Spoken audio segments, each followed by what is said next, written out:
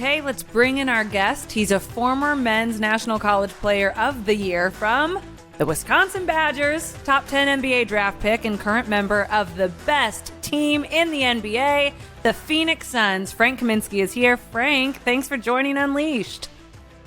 Hey, thanks for having me. That was a very nice introduction. Thanks. That's why they pay me so much. I teased earlier that I'm still hearing funny stories from our wedding weekend. You were at the wedding, obviously, 3 years ago. Yes. I swear I'm still hearing crazy stories. It seems like all of Sam's Wisconsin friends and all of my Georgia friends just kind of coupled off like an episode of Love Island. It was great. I never heard. Did you find love that weekend? I did not find love. At that time, I was not searching for it, but there was definitely, with some individuals, I'll keep names out of it, there was definitely some Love Island type situations going on. Right. Yeah, I was about It's like that episode of The Office where Michael's like, Jim and Pam's wedding is going to be the single greatest hookup destination on planet Earth. And your wedding was a great spot. There was a lot of bachelors and bachelorettes that were enjoying themselves. Yeah, Olivia, I was about to say, love's a little bit, it's the wrong word. You used the wrong word. I would have asked differently. I would have said, did anyone... It was fun. Yeah, did anyone that smash? Great. It was a great time. I'll just say that. That wedding was a great time. There were so many funny things. I mean, both of them just have, Sam and Olivia both have, like, great friends, good people, good personalities. I think, Sam's friends they're kind of like me. They're just goofballs. Like A lot of goofballs. Like John had a tiny T-shirt from Sam's bachelor party in Mexico that he decided to wear underneath his black tie suit and just bust out at one point. It was about 6 sizes too small. It's just funny, goofy stuff. It's a lot of fun. We have this funny picture framed in our house of like the dance floor of everyone dancing, and Frank's head is like 2 heads above everyone else. You can really just see Frank in it, but it's a great picture. We're glad you were there. It was a lot of fun. Yeah. Are the wedding photos... And I also gotta give a shout out to Jerry. Jerry's my favorite. Yannis. Jerry is my brother-in-law who has never met a stranger. He's this kind of handsome Italian guy who just everyone loves. And at our wedding, the whole wedding party started chanting, Jerry, Jerry. We have no idea why. They just love him. There's the backstory. Jerry's the best. Yeah. All right, Frank, so we were talking a little bit before, there's this myth out there that you're Serbian because you played in a Serbian league, but and you're not Jewish, even though your last name's Kaminsky. Me and you met, like we were talking about 2015. I asked you about your bar mitzvah, and you told me you didn't know what you were talking about, and I still don't believe you. But what are you exactly? What's your background? We're all over the place. Told you this. All my great-grandparents are from somewhere different.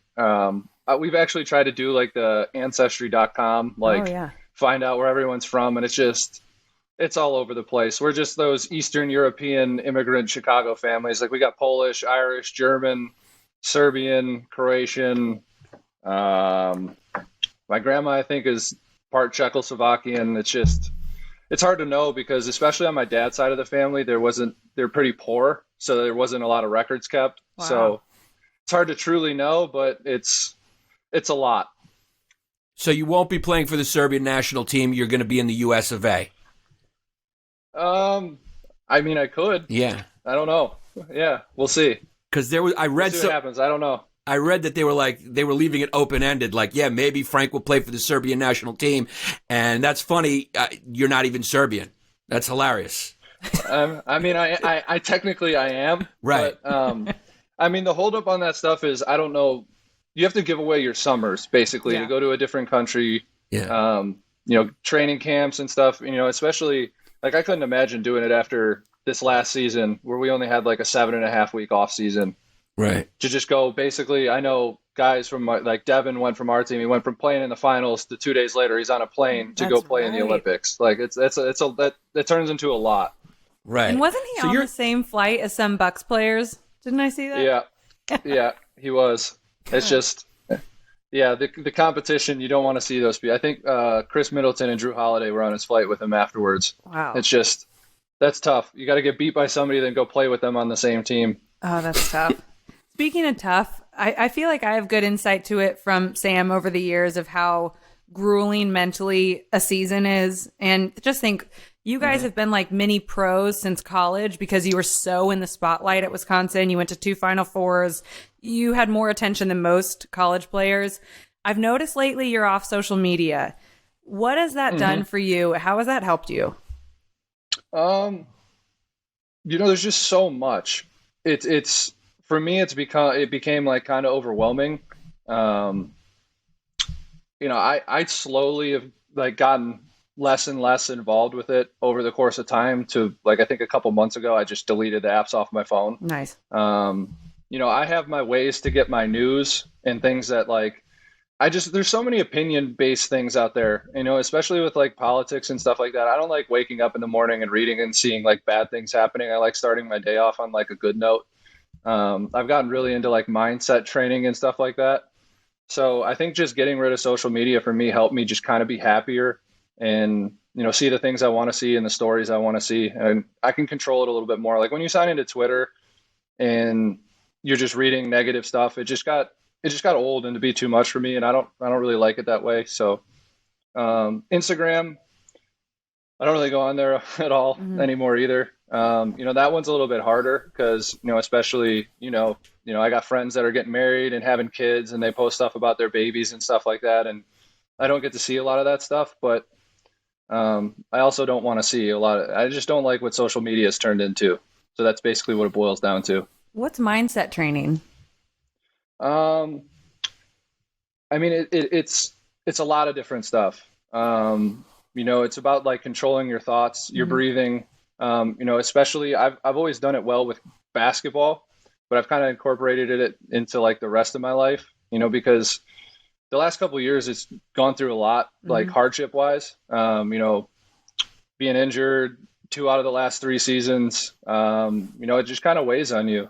And, especially right now, this season, our team's the best team in the NBA and I haven't been able to play since November. And it's been tough. So I'm just trying to mentally train myself because I know I'm going to come back at some point this season, like kind of keep myself with the same mental approach every single day. Try to attack rehab like I would attack like a basketball game, like kind of shift my mindset around to be able to stay in the same mental space so that when I do come back, I'm right where I need to be. Yeah, you were playing incredible too. When Ayton went down, you were playing incredible. So I assume that it's extra frustrating because you were on such a streak playing some of your best basketball. Yeah, that definitely makes it a little bit harder. It's kind of like right after that, I had a 31-point game, which was my career high. And kind of it's like the game after I started feeling something weird in my knee. And then like the next game after that was like the last one. So it really did happen fast. So like the emotional high to like kind of an emotional low happened really fast. But, I did I ended up having surgery this year so that I could come back this season. So it's all been the goal of trying to compete for a championship because, Olivia knows this. We've been close. I've been close a couple times and I just really want one really badly. Yeah, you're getting one. It would be like against the universe if you retire without a ring of some kind. I don't want to harp on this too much, but we recently had Ryan Leaf, former NFL player, on the show. He battled addiction. He went to prison, and now he's an advocate for mental health, especially mental health when it comes to athletes. And like I said, I get it with trades and being waived and injuries and even politics on the team and all that. I mean, it's so much you guys deal with. But to the average fan, they're probably like, oh, what do you have to complain about? You're a millionaire. You're happy. Girls want you. Your life's good. How do you explain to someone who doesn't get it why a season is so taxing? At the end of the day, we're all still human beings. Like we go through the same struggles that everyone else goes through. Obviously, you can look at money in any situation and think that should, I think to an average person, you would think that would cure all your problems, but it doesn't. The same real world problems can follow literally any single person. It's just different types of frustration for athletes, sometimes like things that bother us may not bother someone else. But also things that bother regular people definitely still bother us. So it's hard to explain because I only know the one way, obviously going from Wisconsin to getting drafted. But I see like my family and everything and like what they go through. And obviously the money makes things nice, but also, like being in a situation, like I hate to keep bringing this one up, but like the situation I'm in, like everything, you're on the best team in the NBA. Like a lot of people dream about being able to play and help and do everything. And I'm kind of sitting on the sidelines right now, watching it all happen. And that's difficult. That weighs on you. That stuff can definitely follow you home, because at the end of the day, our careers are kind of our lives. Mm-hmm. And basketball it doesn't just stop when you leave the gym. It kind of follows you everywhere you go. Yeah. Yeah. Well, wishing you the best, man. You guys got a good chance this year. What's the timeline for you coming back right now? Hopefully I'll be back in, I think it's like 3 weeks from now. That's what I'm aiming for. I'm in that ramp back up to play, because when you've been out for so long, you got to go through the whole ramping back up to play process. So that's kind of what I'm in right now. I'm back on the court and everything, which definitely feels good, because there was a good 10-week span there where I couldn't do anything, literally just every single day, just basically walking around doing nothing. Wow. You watching any good shows if you're not on social media? I know you like to watch it with the subtitles on. By the way, I do the same thing. Yes. I watch every show with the subtitles on, and now I got my wife into it. I don't know why I like it, but I do. I speak English. It just makes it more enjoyable. Why do you watch it with the subtitles on? I actually have a good reason. My grandma can't hear very well. So when we were kids, every single thing we had to watch on TV with my grandma had subtitles on, and I just liked it. So I kept doing it. So I've been watching TV with subtitles forever. And I know a lot of people, it's like you watch a show like Peaky Blinders where you can't understand what they're saying, and that's why people, it's like, I had to watch subtitles with that. Now I do it with everything. Mine was my grandma can't hear very well. That's a great reason, yeah.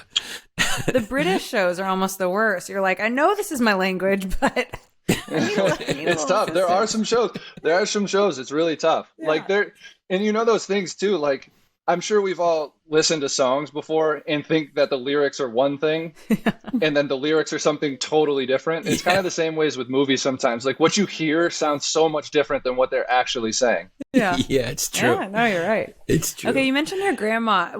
What a lot of people don't know about you, I think, too, you always talk about being from Chicago, the Chicago area. Your aunt worked for the Bulls in the Jordan era. You grew up a fan in the Jordan era. I've always wanted to ask you, how did that shape the way you viewed the NBA, the way you loved basketball? I mean, I love basketball from day. Like I don't remember what it's like to not like be in it. I was born into that situation where my aunt worked for the Bulls. Like all of our birthday parties growing up when we were little kids and family were like at the practice facility. No way. Or my mom would just take us there and let me and my cousins just kind of like run around and burn off all of our energy. Like you saw so much stuff when we were kids. And obviously, my aunt always got us tickets to games. And, especially when I got into high school, I would used to call my aunt at like my lunch period and be like, hey, can I get a couple of tickets to come to the game tonight? And I just drive, like right after school, I just drive down and go to Bulls games with my friends. Wow. So it's just like, I always wanted to play in the NBA. That was just like a dream of mine because, I was kind of born into having a family member be a part of everything. Mm-hmm. And obviously Michael Jordan in Chicago, I had posters of him all over my wall when I was growing up. Like my aunt used to get all like the giveaways from the games and like grab me one and give it to me. And it's just, I don't know, I was a fan from day one. That's amazing. Why Wisconsin? Why did you pick Wisconsin? I knew I wanted to play in the Big Ten. That was, being a Midwestern kid, I always wanted to play in the Big Ten. I'd be lying if I didn't say Illinois would have been my number one option, but they never offered me a scholarship. So I had some other scholarship offers from Big Ten schools, and Wisconsin I just felt like fit me the best of all those. And I mean, I went and visited on campus, and if you've ever gone to the campus before, you would know why anyone would want to. I went on the campus in the middle of summer, and I was like, I looked at my dad, I was like, I want to commit here. Wow. I was ready to commit on my first visit, but my dad wouldn't let me because I needed to take my mom there first. And then I went with my mom like 2 weeks later and committed like 2 days after that. When I got back home, I called and was like, I'm coming here. Giannis, you said Madison. You said you loved it. Oh, I loved Madison. Yeah, I loved it. I've done shows there. It's great. It's great. Yeah. What about the campus is so great? Is it just beautiful? Or are we talking about there's a lot of dime pieces walking around? I mean, to a 17-year-old kid getting recruited, there was a lot of good scenery between the lakes. between. It was bikini season. Yeah, it was you have the two lakes there on campus. You go around, you see everything. Everyone's just happy. I mean, it was, and it was only 2.5 hours away from home. It was important to me that my mom and my dad be able to come to games and my family be able to do that. So I think that was why I wanted to play in the Big Ten so badly, because I had never been far away from home, and I don't think I wanted to go that far away from home. So you go to Wisconsin, to one of the best places on earth, Madison, Wisconsin, and your career blows up, especially your junior year. And fast forward, I think it was your senior year, en route to play in the national championship, when you made the SI cover with Frank the Tank written behind you. What did that cover mean to you at the time? What did that feel like at the time? Like you were a kid. It all happened so fast. Yeah. That it just felt like, I don't know. It was definitely a weird feeling, because it was like, I always wanted to be, one of those guys. I remember, you come out in your high school class with a lot of people, and you see people from your high school class that you played against already like going one and done and two and done and already playing in the NBA. And you're just like, it's just like a competition thing. I wanted to be one of those guys. And then, when everything started happening, it was just like, I couldn't believe it at the time. And then I think the first time it really hit me was, when I think it was me and Josh, after we made the Final Four, that we were on the Sports Illustrated cover, like the first time we were on it, like just going crazy after we beat Arizona the first time. And that's when it kind of hit me that when we were going to the Final Four and everything, it's like, wow, like we're really like doing this.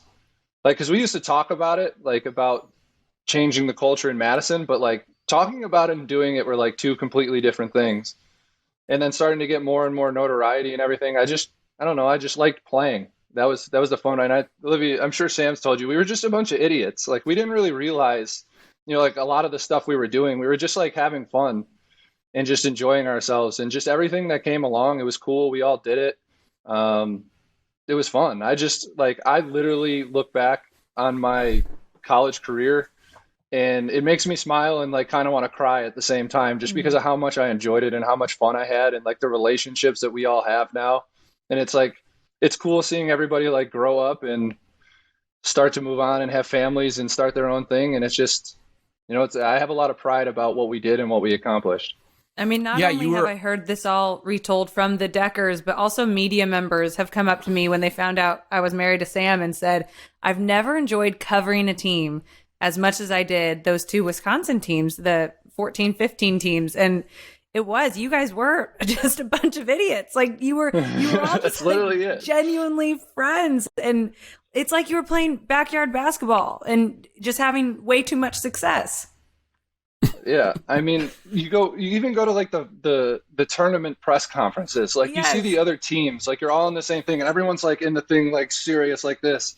And here we are just like joking around with people, like not answering any questions seriously. I even remember in the last Final Four, we had golf carts taking us around the stadium, and we were literally like trying to hijack the golf carts and like drive them around ourselves and just like ghost ride them. I remember like we were just, nothing was too serious. Like it was like off the court, everything was like a joke, and it was like our time to have fun. But then like when on the court happened, it was like serious and like go time. And that's why, if we would have been just serious and not friends and not close, I mean, I don't know if we would have enjoyed the experience as much as we did. That was what made it so fun. We were so close, enjoying ourselves so much, and we were having so much success. And I mean, I wish we could have won one of the two, but I mean, what we did and what we accomplished, I don't think anyone expected out of us. So it's amazing that all that happened. Well, now you're on, like you said, like we all know, you're on another great team. How do you compare those two teams? Is the vibe the same? I mean, obviously you were in Charlotte, you were on a bad team for a little while. Is being loose and being friendly, because from a fan's perspective, all you see is the talent out there. You're like, oh, these guys are talented, they're going to win. But that's obviously not enough. Is it the chemistry, and is part of that chemistry being loose and having fun and liking each other? Absolutely. I think that's a huge part of it. Like what your culture is as a team, and I've seen it in the NBA. One bad egg can kind of spoil it for everybody. Mm-hmm. And especially, from when I got here, my first year in Phoenix, we missed the playoffs. We weren't very good, but like that bubble team, Yeah. Like it gets talked about a lot. We went 8-0 in the bubble, and that's really what did it. Like we spent so much time together in the bubble. You literally couldn't spend time with anyone else. Everyone got close. And then the next year we traded for Chris, and Chris came in, and Chris has been just like a huge mentor and like another great personality to have in our locker room. And it's been great. Like I see a lot of similarities. Like I don't want to compare the two and say they're the same, because I mean, I don't think any team in the world could be much closer than our Wisconsin team was. And obviously the NBA is different. People have wives, children, kids, different things, but this team is very close, and we got a lot of great personalities on it. And it has been a lot of fun to be a part of it. You mentioned the bubble year, but the next year you guys go to the finals and you got to contribute and did great. Obviously it was against the Milwaukee Bucks, and a state that's been so good to you, a state that loves you so much. Did the moment and weight of that ever hit you, or was it more after it wrapped up, you were like, whoa, what just happened? It's definitely more after the fact for me. That's kind of how it's been. Yeah. Like I get so focused and like kind of into it when it comes to basketball that you don't really take a moment to stop. And especially in the finals, everything's kind of coming quickly. It's like game after game, and you're preparing. Like the second a game is done, you're already preparing for the next game. So it's just happening thing after thing, but it was just cool to be back in Wisconsin. My family could drive. It's like an hour and 10 minutes away from home, having all my family and everybody there. I saw a lot of the familiar faces from Wisconsin and everybody. It was so cool. It's weird how that works out. The first time you play in the finals, you play against, the team that's close to where your college was. It was a pretty cool experience. And I it used to be funny when I was warming up in the finals, there used to be fans there and everyone would scream out, "Hey Frank, I love you, but I hope you lose." It's just nice. There was a lot of people cheering for me, which was really cool because there's obviously so many diehard Wisconsin fans, but it's hard to put into words, like kind of how that experience works out. It's very cool, but you also still want to win at the end of the day. Were there some red 44 jerseys in the crowd? There definitely were. That's awesome. Yes, it was cool. And it's crazy. Like I tell people this all the time. They ask about Wisconsin. Actually, somebody just asked me this. It's like Wisconsin fans are crazy. Like there's some crazy college fans. Like I know the Kentucky people are probably just nuts, but like Wisconsin fans will support. Like the second you leave and you go somewhere else, they'll still support you no matter what. Like doesn't matter which pro team you go on to play for or what else you do, they're still very, very supportive of you. And that's cool. Like I still feel all the love from Wisconsin and everything. Oh yeah. Yeah, I remember when I actually recorded my first album there and in Madison. And I remember walking around, and I think it was basketball season, if I remember correctly. The whole town looks like they're on the team. I mean, everyone's just in the apparel. All you see is red. I mean, you guys really do have some great fans for sure. Did you buy a jersey? I didn't buy a jersey. I should have, but now I'm going to buy yours now, and I'm going to get it signed. Perfect. Yeah, and I want a Sam Dekker jersey too, Olivia. I want both of my ivory. I used to call you guys the Ivory Towers, so I want both. Yannis, what do you call Sam's team in Turkey? What do you call them? The shish kebabs. Yeah. Yeah, shish kebabs. We're not very PC around here. I don't know how much our Turkish listenership is. Yeah, well, I'm Greek. It's good ribbon. Yeah. Greeks and Turks really don't like each other too, so it's caused we got a little thing. Yeah, it's like Duke in North Carolina. Yeah. Just speaking of the Bucks, and when people look at what could be the NBA Finals this year, a lot of people, Nets, Bucks, Heat, Bulls. There are so many good teams in the East this year. You guys are a favorite to win in the West. What team, matchup wise, do you think would be the toughest handle for the Suns? And if it is the Bucks again, what will that mean the second time around for you? I mean, just personally from like a competition standpoint, I mean, I think I said this, I remember after our junior year, it's like when we got into the tournament our senior year, we saw that we had the ability to play Kentucky again. Mm-hmm. And that's obviously like who we wanted to play. Like you want to play that team that beat you. And that's just like from a competitive standpoint. Like I'd love to be able to play Milwaukee again in a series and beat them. As far as matchup wise, it's different. Every different round of the playoffs brings a different type of matchup. And that was the cool part about, our run last year. It's like every single round we played, we saw something completely different.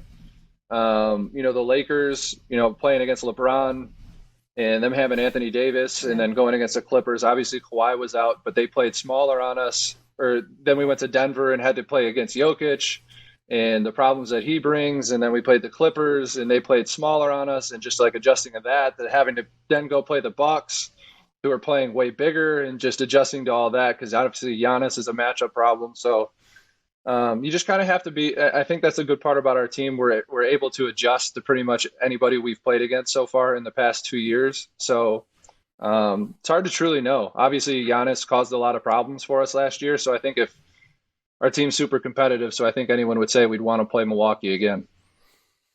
I have a question I'm very interested in, actually. Like, in my era, I'm a little older than you guys. Somebody who was 6'11", 7 foot like you, they're in the block their whole life.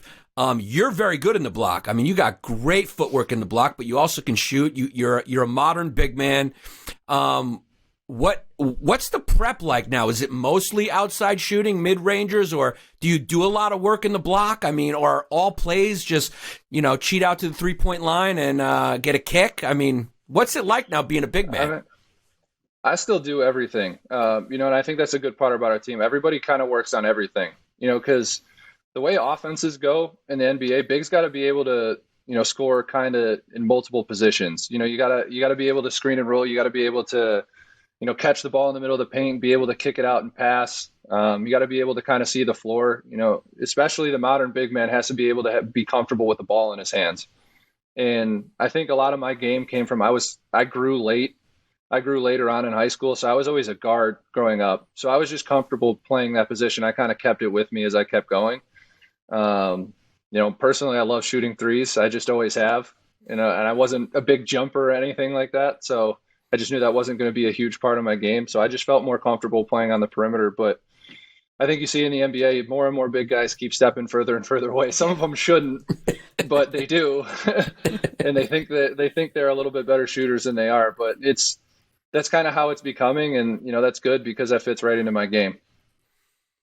Okay, I've got to ask you, when you watch the college game, I'm not sure how much you're able to catch. I know it's really tough at the pro level, but the Big Ten tournament starts March 9th. That's next Wednesday. Who do you like right now? Wisconsin's on a roll, winning their last 4. I'll never say anyone other than Wisconsin. Even if they were in last place, I would say Wisconsin's going to win the Big Ten tournament. That's just kind of me. I'm a super loyal fan, yeah. And obviously, went there, accomplished things there. So, but it's good to see them back, playing really well. I know last year was kind of tough for them, just with the whole everything that went down towards the end of the season. But I love seeing them playing well, and they got a good team, and hopefully they can make a run, because that's what I want. And especially I got so many friends that went to different Big Ten schools at this point. I love it when they play. I got one of my best friends played it. You were there at my jersey retirement night. One of my best friends went to Purdue and wore his Purdue Letterman jacket when we played Purdue and beat Purdue that night. And he always felt like crying. So I hope they play Purdue in the championship game and end up beating them. That's what I'm hoping for. Well, I didn't ask what you were hoping for. I asked what you think will happen. Well, that's what I think will happen. Okay. Wisconsin over Purdue. Yeah, see, Olivia? Pretty good too. Yeah. Yeah, some people can pick who they also root for. There's a little heart in it. Okay. It's his alma mater. Yeah. All right, Frank, we've had a great time with you, man. So much insight. Now we're going to switch to something a little more personal. We're going to have a little fun with you since you know Olivia personally. So I'm sure you used to go one-on-one with Sam in practice back at Wisconsin all the time. Well, now you are going to take on Olivia one-on-one in a different game. Yeah, it's a different game. It's time to find out who knows Sam better, his former teammate or his wife, in a little Sam, his baby's mama, in a little Sam Dekker trivia show. Okay, so I love it. All right, so here we go. Okay, first up, so I'm going to ask, what number did Sam Dekker wear at Wisconsin? We'll start easy. 15. 15. Okay, they both know. All right, we're starting easy, and we're getting gradually harder. Oh, God. What did Sam say? And Frank will go first, and Olivia. What did Sam say his favorite class was at Wisconsin? Geology. Geology. Olivia?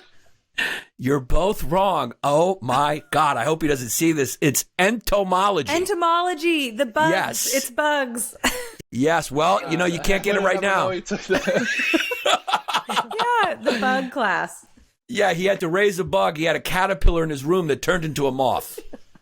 So the kid likes bugs. Oh. All right, here's another one. On draft night, who did Jalen Rose compare Sam to that made Kyle Lowry tweet, "Is Jalen Rose just comparing people that look alike?" Ooh. Andrei Kirilenko.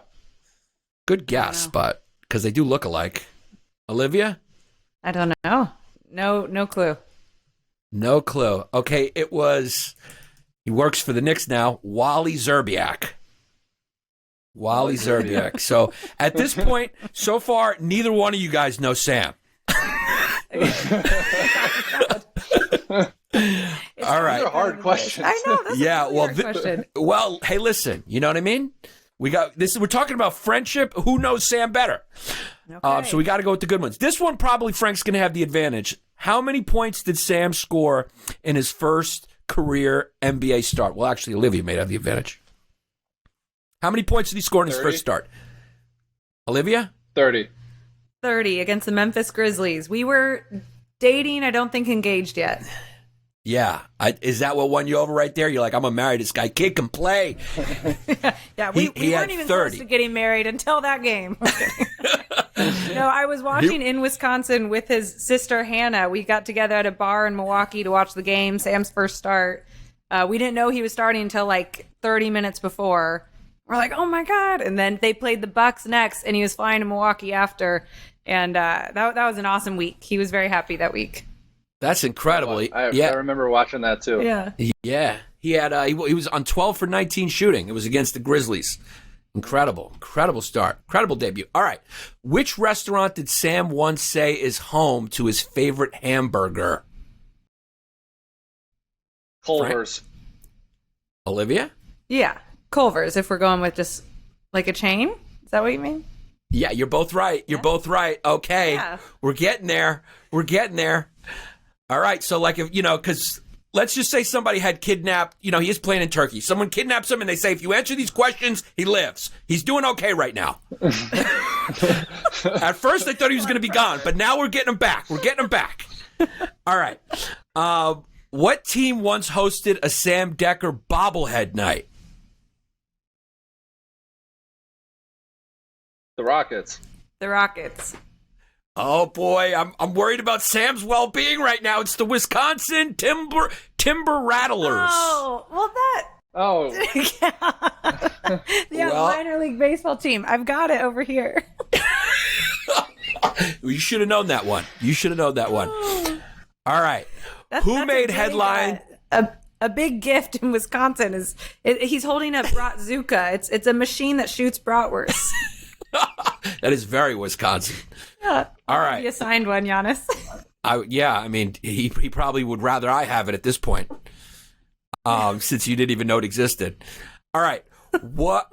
Who made headlines when they trolled Sam for not graduating from college? Me. What'd you say? I think he tweeted something at me once, and I said, I'm sorry, I don't respect the opinion of a college dropout. That's really good. That's fair. Olivia, you have a guess or an answer? Well, no, it's got to be that.